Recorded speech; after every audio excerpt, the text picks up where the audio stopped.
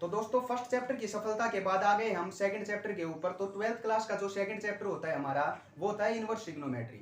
तो ट्रिग्नोमेट्री तो हम 10th क्लास और 11th क्लास दोनों क्लासेज में सीख के आ चुके हैं। पूरा का पूरा कंसेप्ट, सारे के सारे फॉर्मूले, सब कुछ हम डिस्कस कर लिए थे हमने। कौन सी क्लास में? 11th क्लास में।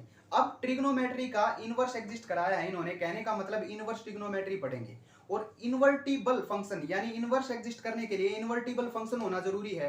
और आप सबको पता है कि इन्वर्टिबल फंक्शंस कौन से फंक्शन होते हैं। हमने फर्स्ट चैप्टर में सिखाया था कि इन्वर्टिबल फंक्शंस वो फंक्शन होते हैं जो बाइजेक्टिव हो। बाइजेक्टिव का मतलब 1 1 और 1 2 हो। लेकिन 11th क्लास में भी और 12th क्लास के फर्स्ट चैप्टर में भी हमने ये देखा था कि जो ट्रिग्नोमेट्रिक फंक्शंस होते हैं यानी sin x, cos x, tan x, वो बाइजेक्टिव फंक्शन नहीं होते। वो 1 1 तो होते ही नहीं, मैनी 1 होते हैं।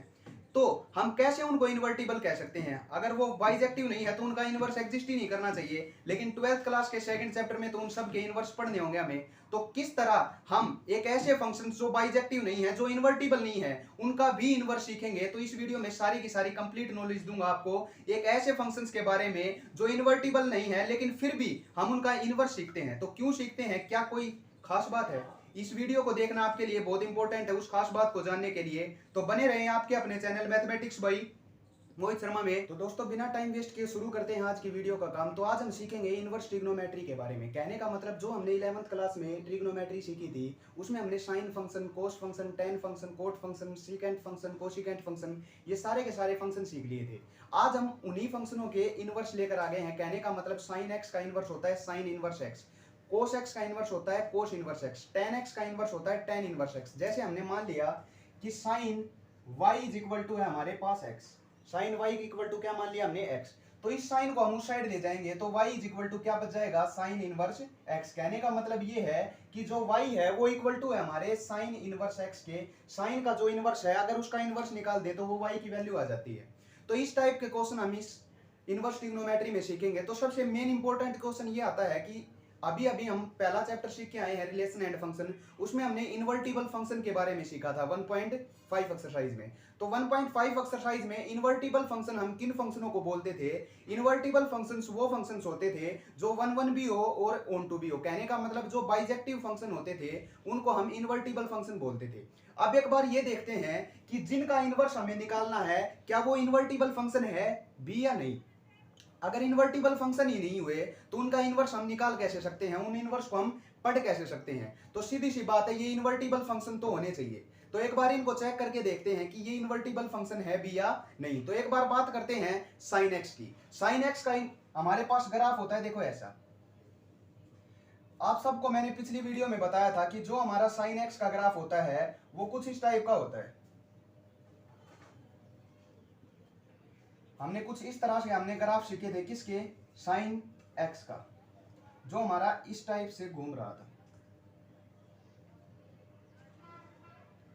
ये हमारा साइन एक्स का ग्राफ था जो हम पिछली वीडियो में कर चुके हैं। इस तरह का, इस तरह हमारा साइन एक्स का ग्राफ चलता है। अब एक बात बताओ कि जो यहाँ पॉइंट होगा आप सबको पता है +1 से -1 की तरफ चलता है हमारा साइन इनवर्स का गैप। तो इस पॉइंट के ऊपर और इस पॉइंट के ऊपर दोनों की वैल्यू सेम नहीं होगी। जो ये हमारे y एक्सिस है इन दोनों की पॉइंट की वैल्यू क्या होगी? सेम। और हमने ये सीखा था कि अगर दो वैल्यूज की दो अलग अलग वैल्यूज की सेम रेंज आ जाती है तो वो फंक्शन हमारे पास 1 1 नहीं होता। और उसी तरह एक बात बताओ, ये वैल्यू और ये वैल्यू सेम नहीं होगी, ये वैल्यू और इसी तरह हमारा फंक्शन आगे चलेगा, ये वैल्यू सेम नहीं होगी। कहने का मतलब बहुत सारे एंगल ऐसे होंगे साइन एक्स में, जैसे हमारे पास क्या होता है 3π/2 और -π/2, इनकी वैल्यू क्या होती है? सेम होती है। तो दो अलग अलग एंगल्स की वैल्यू हमारे पास क्या आई? सेम आई। तो कहने का मतलब जो ये साइन एक्स है वो 1 1 फंक्शन तो है नहीं। क्लियर बात है? कहने का मतलब अगर ये 1 1 फंक्शन नहीं हुआ तो साइन एक्स हमारे पास इन्वर्टिबल भी नहीं होना चाहिए। क्यों? क्योंकि बहुत सारी 1 होती है रेंज, ये मैक्सिमम होती है। तो बहुत सारे एंगल ऐसे होते हैं जिनकी वैल्यू हमारे पास 1 1 1 आती रहती है। तो बहुत सारे एंगलों की सेम वैल्यू आ रही है 1। तो हमारे पास वो फंक्शन कैसा हुआ? मैनी 1 हुआ, 1 1 तो नहीं हुआ। तो अगर वो 1 1 ही फंक्शन नहीं है तो वो फंक्शन हमारे पास इन्वर्टिबल भी नहीं है। वो फंक्शन हमारे पास क्या नहीं है? इन्वर्टिबल भी नहीं है। अगर साइन एक्स इन्वर्टिबल नहीं है तो साइन इनवर्स एक्स तो एग्जिस्ट ही नहीं करना चाहिए। सीधी सी बात है, साइन एक्स अगर इन्वर्टिबल फंक्शन नहीं है तो उसका इनवर्स तो एग्जिस्ट ही नहीं करेगा। लेकिन हमने तो क्या सीखना है अब? इनवर्स ट्रिग्नोमेट्री में साइन इनवर्स एक्स फंक्शन सीखना है। ऐसे कैसे? जिस फंक्शन का हमारे पास इनवर्स ही एग्जिस्ट नहीं करता उस फंक्शन का हम इनवर्स पढ़े कैसे। तो इस दुविधा को, इस प्रॉब्लम को सोल्व करने के लिए एक चीज लेते हैं हम। वो चीज क्या होती है, सबसे इंपॉर्टेंट देखो, उस चीज के बारे में सीखने से पहले आप सबको ये पता होना चाहिए कि जो हमने ये साइन एक्स का ग्राफ बनाया है उसमें हमारे पास कौन सा ऐसा इंटरवल है जिसके ऊपर हमारी वैल्यू रिपीट नहीं हो रही। कहने का मतलब अब हम एक फिक्स ऐसा इंटरवल लेंगे जिसके ऊपर हम इस इनवर्स ट्रिग्नोमेट्री को सीख सकें, क्योंकि अगर 12th क्लास में इनवर्स ट्रिग्नोमेट्री चैप्टर दिया हुआ है तो उसके बारे में हमें सीखना तो पड़ेगा। बेशक हमारे पास साइन एक्स इन्वर्टिबल फंक्शन नहीं है, उसका इनवर्स एग्जिस्ट नहीं करता, लेकिन कुछ भी करके हमें साइन एक्स को इन्वर्टिबल तो बनाना ही होगा। साइन एक्स का इन्वर्टिबल या साइन एक्स का इनवर्स तो हमें सीखना ही होगा अगर ये 12th क्लास का चैप्टर पास करना है और एग्जाम में ये क्वेश्चन सोल्व करना है। तो एक बार ये सीखते हैं कि क्यों साइन एक्स इन्वर्टिबल फंक्शन नहीं है लेकिन फिर भी हम उसको इनवर्स ट्रिग्नोमेट्री में लेते हैं और उसका इनवर्स सीखते हैं। क्यों सीखते हैं, इस क्वेश्चन का जवाब आप ध्यान से देखना। अभी अभी हमने क्या डिस्कस किया था, अभी डिस्कस किया था हमने किसका, साइन एक्स का ग्राफ। वो इस तरह चल रहा था, क्लियर है। इस तरह हमारी वैल्यू क्या हो रही थी, चल रही थी। यहाँ पे हमारे पास वैल्यू होती थी -π/2, या वैल्यू होती थी पाई। इसी तरह यहाँ होती थी π/2, यहाँ होती थी हमारे पास पाई, यहाँ होती थी 3π/2। ये चल रहा था। अब हम क्या लेंगे, एक ऐसा इंटरवल छाटेंगे, एक ऐसा इंटरवल फाइंड करेंगे जिसके ऊपर हमारा ये फंक्शन 1 1 हो, क्योंकि ऑन टू तो हमारे सारे ट्रिग्नोमेट्रिक फंक्शंस होते हैं। अगर 1 1 हो गया तो इन्वर्टिबल हो जाएगा और हमारी प्रॉब्लम हो जाएगी सोल्व। क्लियर है। तो एक बार देखो ये इंटरवल चेक करो, -π/2 से लेकर, देखो यहां से लेकर यहां तक का ये जो इंटरवल आपको दिख रहा है, क्या इस इंटरवल के बीच में कोई ऐसी वैल्यू है जो रिपीट हो रही है? नहीं। हर पॉइंट के ऊपर क्या आ रही है, अलग वैल्यू आ रही है। हर पॉइंट के ऊपर क्या आ रही है, अलग वैल्यू हमें देखने को मिल रही है। बात समझ में आई। तो ये एक ऐसा इंटरवल है -π से -π/2 से +π/2 के बीच में, जहां पर हमारा क्या है, इंटरवल रिपीट नहीं हो रहा, जहां हमारा ग्राफ रिपीट नहीं हो रहा। अगर रिपीट नहीं होगा तो दो अलग अलग एंगल्स की सेम वैल्यू नहीं आएगी, और सेम वैल्यू नहीं आएगी तो ये फंक्शन कैसा बन जाएगा, 1 1 फंक्शन बन जाएगा। और कौन सा भी इंटरवल देख लो आप, -π/2 से लेकर पाई तक देख लो, जो ये वैल्यू होगी वही ये वैल्यू होगी, सेम जो ये वैल्यू होगी वही ये वैल्यू होगी। लेकिन यहां से लेकर यहां तक -π/2 से लेकर +π/2 के बीच में एक भी वैल्यू ऐसी नहीं है जिसके ऊपर रिपीट हो रहा हो। देखो इसकी वैल्यू यह होगी, इसकी वैल्यू ये होगी, इसकी वैल्यू ये, इसकी वैल्यू ये, इसकी वैल्यू ये, इसकी, हर एक की क्या है, अलग अलग वैल्यू आ रही है हमारे पास। कहने का मतलब साइन एक्स है जो वो -π/2 से लेकर +π/2 के बीच में 1 1 है। क्या है, 1 1। अगर ये 1 1 है तो इस इंटरवल के बीच में इसका इनवर्स भी एग्जिस्ट करेगा, करेगा ना। तो हमें क्या है, इस चैप्टर में साइन इनवर्स एक्स का जो हमारी रेंज होगी, जो इसकी डोमेन होगी, वो -π/2 से लेकर +π/2 के बीच में ही देखनी होगी। अगर इससे बाहर में चला गया तो ये फंक्शन इन्वर्टिबल ही नहीं रहेगा, और इन्वर्टिबल ही नहीं रहेगा तो इस चैप्टर में आने का इसका कोई हक नहीं होगा। बात समझ में आई। तो ये था पूरा का पूरा राज किसका, ऐसे ही सारे के सारे जो ट्रिग्नोमेट्रिक रेशोज होते हैं उनके लिए एक कॉमन हमने क्या देख ली, उनकी रेंज देख ली, उनका इंटरवल देख लिया, जिसके ऊपर वो जो ट्रिग्नोमेट्रिक रेशोज है, वो जो ट्रिग्नोमेट्रिक फंक्शन है वो रिपीट नहीं होता, और रिपीट नहीं होता तो उस इंटरवल के बीच में वो इन्वर्टिबल फंक्शन होगा, और उसका इनवर्स हम इस चैप्टर में अब सीखेंगे। इसी तरह जो हम किसका ग्राफ देखते हैं, कोस का देखते हैं। देखो साइन का इनवर्स एक्स की तो रेंज हमें मिल गई -π/2 से लेकर +π/2, क्लियर है। अब एक बार उसकी रेंज देखो किसकी, कोस की। उसी तरह आपको पता चल जाएगा कि कोस की जो रेंज होती है वो किस टाइप की होती है। हम सबको पता है कि जो कोस का ग्राफ होता है वो इस तरह चलता है। देखो +1 से शुरू होकर यहां आता है, ऐसे ऐसे चलता है ना, किसका, कोस का ग्राफ इस तरह चलता है, कोस का ग्राफ। तो एक बात बताओ, ये हमारे पास देखो 0 है और ये हमारे पास क्या है, पाई, क्लियर है। यहां से लेकर यहां तक का जो ग्राफ है वो कहीं भी रिपीट हो रहा है, देखो कहीं भी रिपीट नहीं हो रहा। इसके बाद यहां चलता हूं तो भी रिपीट हो जाता है, इससे आगे चलता हूं तो भी रिपीट हो जाता है। लेकिन ये जो इंटरवल है, यहाँ वैल्यू ये होगी, यहाँ वैल्यू ये, यहाँ वैल्यू ये, मतलब हर एक इंटरवल, हर एक अलग अलग एंगल के ऊपर वैल्यू हमें अलग अलग मिल रही है। किस रेंज में, 0 से लेकर पाई तक। कहने का मतलब जो कोस होता है वो 0 से लेकर पाई तक हमारा क्या होता है, इन्वर्टिबल रहता है, और उसका इनवर्स हमें इसी इंटरवल के बीच में सीखना होगा। बात समझ में आई। तो ये था हमारा साइन और कोस का मैटर। इसी तरह बाकी बचे हुए जो 4 है, हमने प्रीवियस वीडियो में आप सबको क्या बताया था, सारे के सारे ट्रिग्नोमेट्रिक फंक्शंस का ग्राफ इसी तरह इसलिए ही समझाया था ताकि आने वाले चैप्टर इनवर्स ट्रिग्नोमेट्री में आपको प्रॉब्लम ना हो सके। तो इस तरह हम क्या सीखते हैं, इस तरह हम ये देखते हैं कि एक ऐसा इंटरवल हम लेकर चलते हैं जिसके ऊपर ट्रिग्नोमेट्रिक फंक्शन इन्वर्टिबल फंक्शन बन जाते हैं और उनका इनवर्स हम इस चैप्टर में सीखते चले जाते हैं।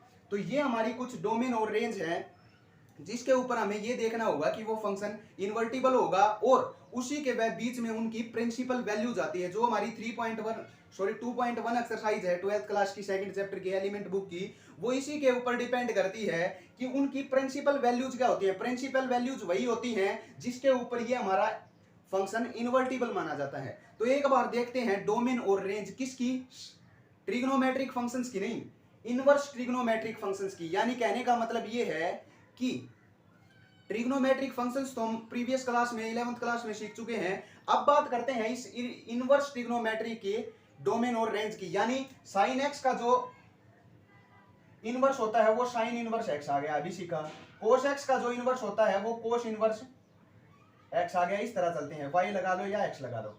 tan इनवर्स y का जो इनवर्स होता है वो मान लिया tan इनवर्स x हो गया। इसी तरह हर एक जो ट्रिग्नोमेट्रिक फंक्शंस हैं उनके इनवर्स एग्जिस्ट करते हैं एक सर्टेन इंटरवल के ऊपर, और वो सर्टेन इंटरवल हम निकालते कैसे हैं। देखो ये इंटरवल ऐसा था जिसके ऊपर रिपीट नहीं हो रहा था। बाकी कोई सा भी देख लो आप, या और या सेम वैल्यू होगी, या और या सेम वैल्यू होगी। इसी तरह या और या सेम, आगे चले जाओ इससे आगे जाएंगे, या और या सेम वैल्यू, या और या सेम वैल्यू। लेकिन ये एक ऐसा इंटरवल है जिसके ऊपर अलग अलग वैल्यू दिखने को मिलती है, किसकी, कोस फंक्शन की।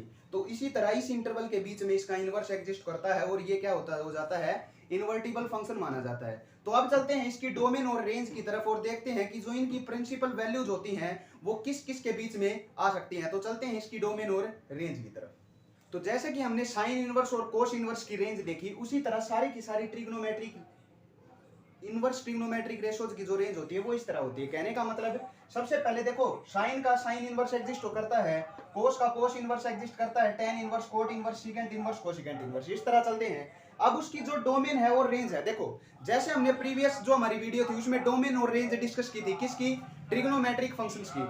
अब जो उनकी रेंज होती थी ना ट्रिग्नोमेट्रिक फंक्शंस की, वो इनवर्स ट्रिग्नोमेट्रिक फंक्शंस की डोमेन बन जाती है। कहने का मतलब जो रेंज होती थी साइन फंक्शन की वो -1 से +1 होती थी, लेकिन अब क्या बन जाती है, उसकी डोमेन बन जाती है। उसी तरह ये सारी की सारी जो उनकी रेंज होती थी ना वो इनकी क्या बन जाती हैं, डोमेन बन जाती हैं। और जो उनकी डोमेन होती थी वो सारी की सारी रेंज नहीं बनती। क्यों, क्योंकि सारी की सारी रेंज बन जाएंगी तो वो ट्रिग्नोमेट्रिक फंक्शंस हैं उनका इनवर्स एग्जिस्ट नहीं करेगा। उनके लिए तो हमें एक स्पेशल इंटरवल देखना होगा जिसके ऊपर उनका इनवर्स एग्जिस्ट करता है। तो दो हमने सीखे थे कि -π/2 से लेकर +π/2 साइन इनवर्स की रेंज होती है और कोस की होती है 0 से लेकर पाई तक। उसी तरह जो हमारा tan इनवर्स एग्जिस्ट करता है उसकी रेंज भी -π/2 से लेकर +π/2 के बीच में होती है। लेकिन ये होता है ओपन इंटरवल। ओपन इंटरवल का मतलब ये है कि इस पॉइंट और इस पॉइंट को हम एग्जिस्ट, इस पॉइंट और इस पॉइंट को नहीं ले सकते उस रेंज के अंदर। क्यों, क्योंकि इन दोनों पॉइंट्स के अंदर क्या होती है, रिपीटेशन स्टार्ट हो जाती है। इसी तरह क्या होता है, इनके बीच की वैल्यू लेनी है, ये एग्जिस्ट नहीं करेंगे, -π/2 और +π/2 इनके बीच के एग्जिस्ट करेंगे। क्लियर है। उसके बाद जो हमारा कोट इनवर्स होता है उसकी रेंज होती है जो हमारी कोस की होती है, लेकिन ओपन इंटरवल 0 से लेकर पाई तक। उसी तरह जो सीकेंट इनवर्स एग्जिस्ट करता है उसकी रेंज होती है, देखो आप सबको पता है कि सीकेंट इनवर्स होता है 1/cos x। क्लियर है। तो सारी की सारी कोस की रेंज ले ली इन्होंने, लेकिन π/2 को छोड़ दिया। क्यों, π/2 को घटा दिया ना। क्यों, क्योंकि π/2 के ऊपर हमारा कोस क्या होता है, 0 होता है, और 1/0 क्या हो जाता है, नॉट डिफाइंड बन जाता है। इसलिए इस π/2 को छोड़कर सारी की सारी कोस की रेंज ले लेते हैं, लेकिन π/2 हम पुट नहीं कर सकते। क्लियर है। उसी तरह जो हमारा कोसिकेंट इनवर्स होता है वो साइन का अपोजिट होता है, आप सबको पता है। तो साइन की जो रेंज होती है वो -π/2 से लेकर +π/2 होती है, लेकिन उसमें से 0 रिड्यूस कर दिया। क्यों, क्योंकि 0 के ऊपर साइन 0 हो जाता है और 1/0 वही नॉट डिफाइंड की कंडीशन आ जाती है। इसलिए पूरी की पूरी हमारी साइन की रेंज ले ली साइन इनवर्स की, लेकिन उनमें से वो एंगल घटा दिया जिसके ऊपर ये क्या बन रहा था, नॉट डिफाइंड बन रहा था। क्लियर है। तो ये था हमारा पूरा का पूरा डोमेन और रेंज का कंसेप्ट जो हम इस इनवर्स ट्रिग्नोमेट्रिक फंक्शंस में देखेंगे। और अब जो हमारी पहली एक्सरसाइज का खेल है प्रिंसिपल वैल्यूज, हमें क्या निकालनी होंगी, सबकी प्रिंसिपल वैल्यूज निकालनी होंगी। तो आप सबको पता है जो प्रिंसिपल वैल्यू होगी, मतलब प्रिंसिपल वैल्यू का मतलब होता है जिसके ऊपर हमारा ये trigonometric inverse trigonometric functions exist करते हैं। क्लियर है बात।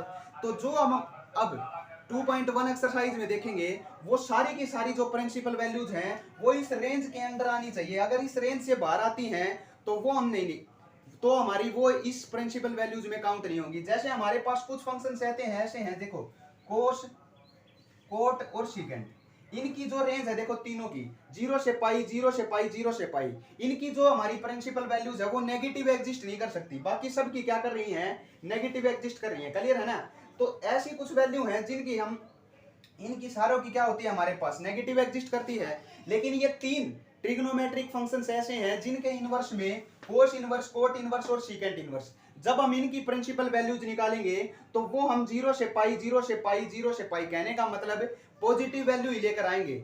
अगर किसी भी इन तीनों में से वैल्यू आ जाती है माइनस का पाई बाई 6, मान लिया कि हमने वैल्यू निकाली कोस इनवर्स की और वो माइनस पाई बाई 6 के इक्वल आ गई, लेकिन ये माइनस पाई बाई 6 इसके अंदर तो नहीं आता, तो इसको हम इसके अंदर लेकर आएंगे। कहने का मतलब इसको पाई में से रिड्यूस कर देंगे। पाई माइनस पाई बाई 6 कितना आया, 5 पाई बाई 6। कहने का मतलब एक पॉजिटिव वैल्यू आई जो इसके बीच में एग्जिस्ट करती है। तो जो भी इन तीनों में से कोस इनवर्स, कोट इनवर्स और सीकेंट इनवर्स, इन तीनों की हम प्रिंसिपल वैल्यूज निकाल कर देखें और अगर इनमें से कोई से की भी हमारे पास क्या आ जाती है, नेगेटिव एग्जिस्ट कर जाती है, तो उस नेगेटिव को हम क्या बात करेंगे, पाई में से रिड्यूस कर देंगे और उसको इस इंटरवल के बीच में एग्जिस्ट करा देंगे। बात समझ में आई।